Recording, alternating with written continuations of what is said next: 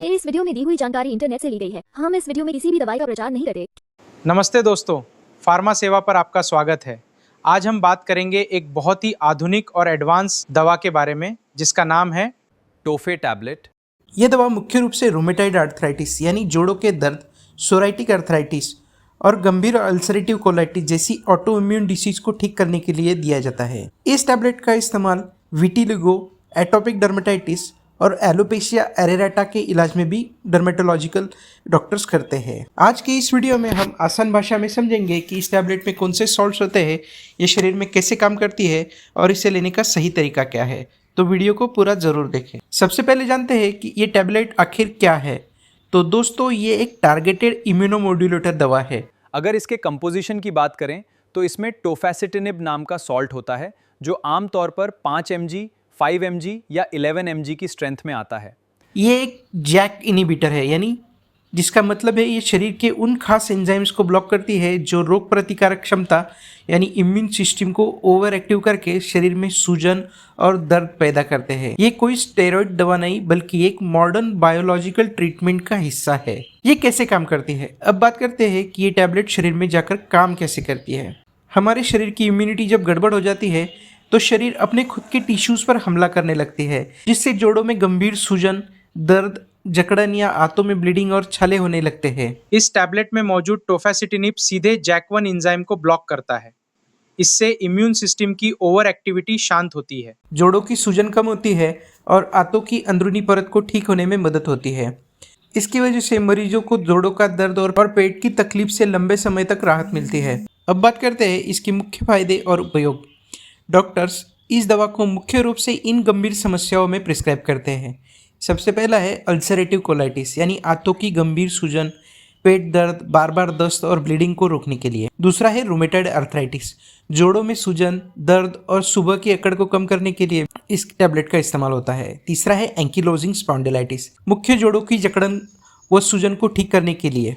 चौथा है psoriatic arthritis, जोड़ों के दर्द के साथ साथ त्वचा पर होने वाले चकत्तों और सूजन में राहत पाने के लिए भी इस टैबलेट का इस्तेमाल करते हैं। पांचवा है एटोपिक डर्मेटाइटिस, गंभीर एक्जिमा या त्वचा की जिद्दी एलर्जी के मामले में खासतौर पर यह उन मरीजों को दी जाती है जिन्हें पुरानी अन्य दवाइयों से फायदा नहीं मिल रहा होता है। यहाँ तक कि बच्चों में जुवेनाइल इडियोपैथिक आर्थराइटिस के लिए भी डॉक्टर इसकी सलाह देते हैं। ये बीमारी को आगे बढ़ने से रोकती है और ये एक बहुत ही असरदार दवा है, इसलिए इसके उपयोग और फायदों का दायरा काफ़ी बड़ा है।